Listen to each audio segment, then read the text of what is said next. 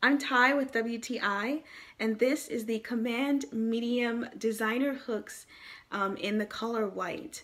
Now, it comes with 9 of these hooks and 12 strips. So if you make a mistake, then you have a few extra. What I love about these hooks is that I can organize, I can decorate, and it doesn't leave any damage on my walls. And because my walls are mostly white, they just blend right in. So they don't look tacky or anything.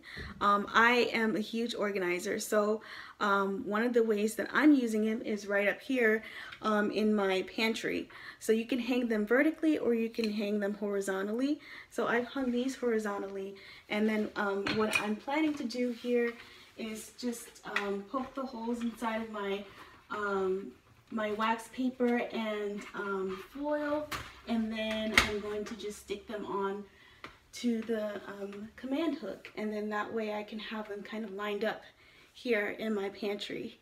So I love using these to do different design projects and organization projects, and that's my point of view.